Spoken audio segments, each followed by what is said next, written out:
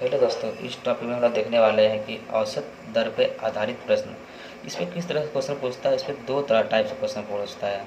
Type one, जब मूलधन ना दिया हो, मतलब कि इस तरह के क्वेश्चन में क्या होता है कि मूलधन नहीं दिया गया रहता है। और टाइप टू है, उसमें मूलधन दिया गया रहता है। इसमें हम लोग बेसिक फार्मूला की बात करते हैं। इसमें हम लोग टाइप वन पे पहले बात करते हैं, जब मूलधन ना दिया गया हो तो। हाँ, इसमें क्वेश्चन किस तरह से पूछता है देखते हैं। जैसे पहला क्वेश्चन, एक साहूकार अपनी धनराशि संपूर्ण धनराशि का 2/5 भाग 10% वार्षिक साधारण ब्याज की दर से और शेष भाग को 12% वार्षिक साधारण ब्याज की दर से उधार देता है। साहूकार को अपनी संपूर्ण धनराशि पर किस तरह से औसत ब्याज प्राप्त होगा।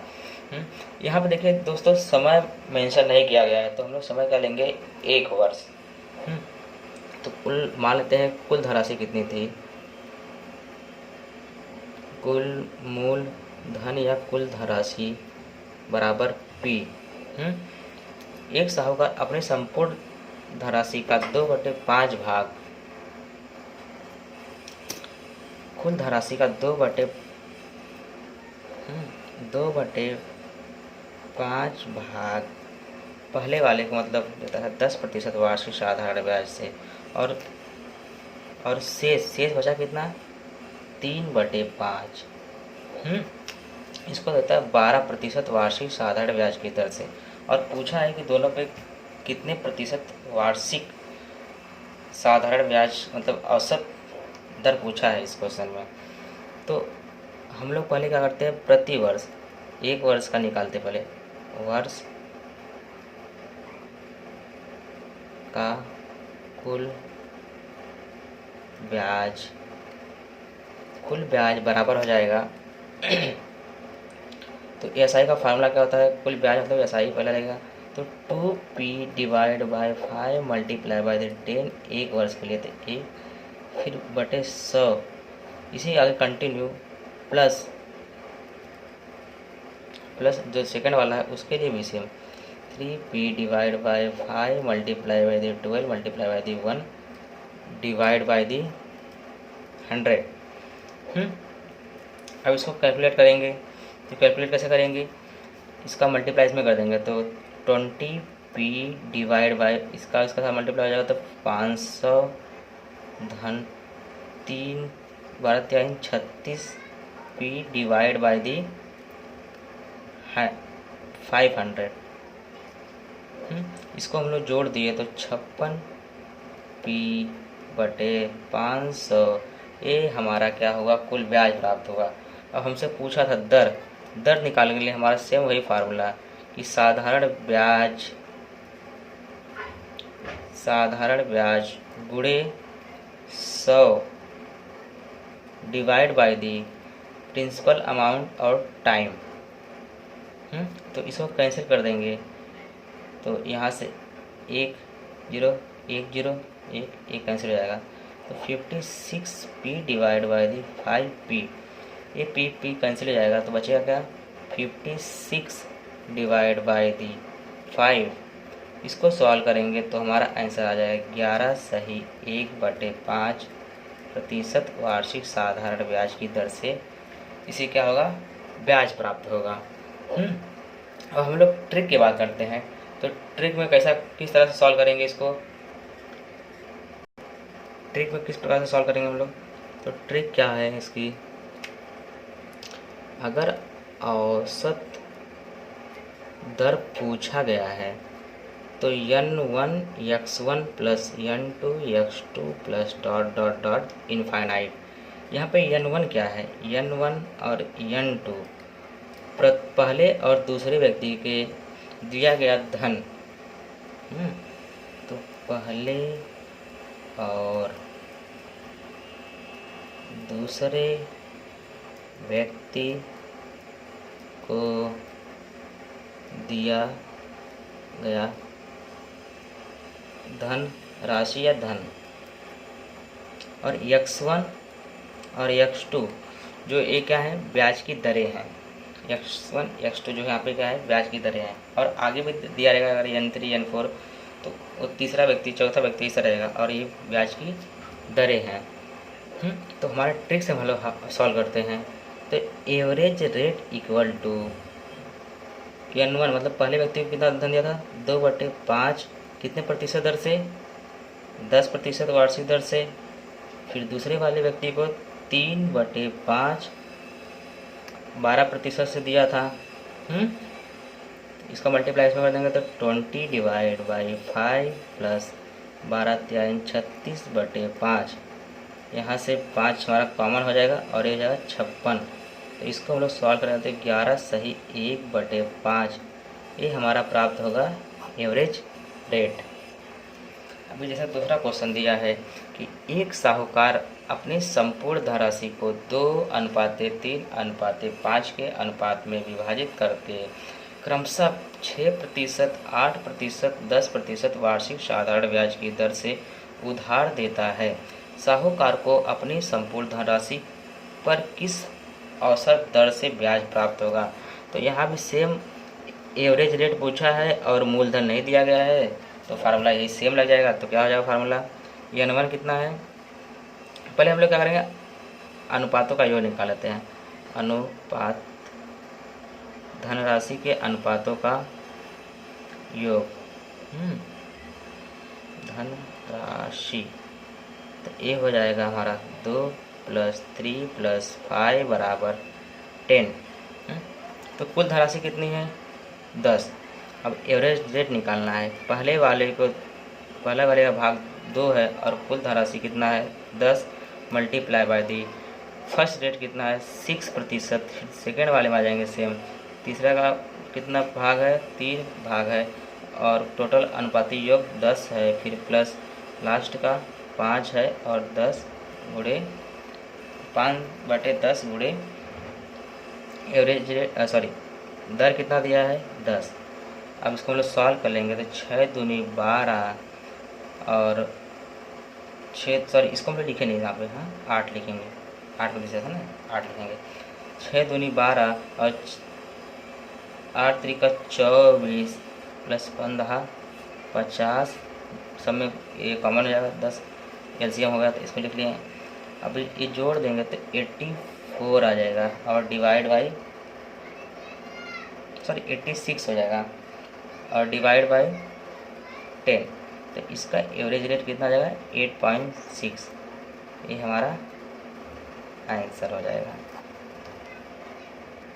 अब जैसा कि अगला क्वेश्चन दिया है, एक व्यक्ति अपनी संपूर्ण धनराशि का 3/4 भाग 6% वार्षिक साधारण ब्याज की दर से उधार देता है। शेष बची धनराशि को कितने प्रतिशत की दर से उधार दे कि जिससे संपूर्ण धनराशि पर 8% वार्षिक औसत दर से ब्याज उसको प्राप्त हो। ओके, यहाँ पे देखो उल्टा कर दिया है, यहाँ पे औसत एवरेज रेट दे दिया है। एवरेज रेट कितना दिया है 8%। एवरेज रेट कितना दिया है 8%, और पहले का कितना भाग है 3/4 भाग 6% की दर से दिया है। तो दूसरा वाला क्या आ जाएगा 1/4 भाग x मान लेते हैं इसको, फिर यहाँ पे 8 = 6 त्रिक 18/4, यहाँ पे x डिवाइड बाई 4, यहाँ पे 4 कॉमन हो गया, मतलब एलसीएम हो जाएगा इसका, तो इसका भेजेंगे सब मल्टीप्लाई हो जाएगा। तो 8 चौके 32 बराबर 18 प्लस x बराबर 32 माइनस 18, इसका आंसर कितना हो जाएगा 14%। जैसे अगला क्वेश्चन दिया है, एक साहूकार अपने संपूर्ण धनराशि का 45% भाग 8% वार्षिक साधारण ब्याज की दर से और शेष बची धनराशि को 5% वार्षिक साधारण ब्याज की दर से उधार देता है। साहूकार को अपनी संपूर्ण धनराशि पर किस औसत दर से ब्याज प्राप्त होगा। यहाँ इसके पास संपूर्ण धनराशि में बात करें तो कितनी रहेगी, ये प्रतिशत में दिया है, संपूर्ण धनराशि 100% है। कुल धनराशि या संपूर्ण धनराशि, कुल अमाउंट इसके पास कितना है, 100% है। पहले वाले को 45% दे दिया तो बचा कितना, 55, तो दूसरे वाले को कितना देगा, 55 देगा। फिर वही सेम फार्मूला लगेगा एवरेज रेट निकालने के लिए। पहले वाले को 45% दिया है, कुल कितना था, 100% में से, और एवरेज रेट 8% वार्षिक, और दूसरे वाले को 55% दिया है, और कुल कितना था, 100, और यहाँ पे कितना दर है वो मल्टीप्लाई कर देंगे। इसको मल्टीप्लाई कर दिए तो 360 हो जाएगा बटे 100, प्लस इसको मल्टीप्लाई कर देंगे तो 275 बटे 100। यहाँ से 100 एलसीएम ले लेंगे तो 100 हो जाएगा यहाँ पे नीचे, और ऊपर जोड़ देंगे तो 635। अब इसको डिवाइड करेंगे तो 6.35, ये हमारा क्या हो जाएगा, एवरेज रेट।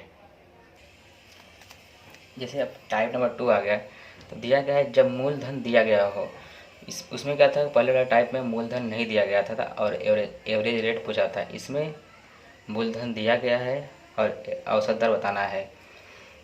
तो देखिए क्या दिया है कि एक साहूकार के पास 10,000 रुपया है, जिसमें से 4,000 रुपया 10% वार्षिक साधारण ब्याज की दर से और शेष धनराशि को 5% वार्षिक साधारण ब्याज की दर से उधार देता है। साहूकार को अपनी संपूर्ण धनराशि पर किस प्रकार औसत ब्याज प्राप्त होगा।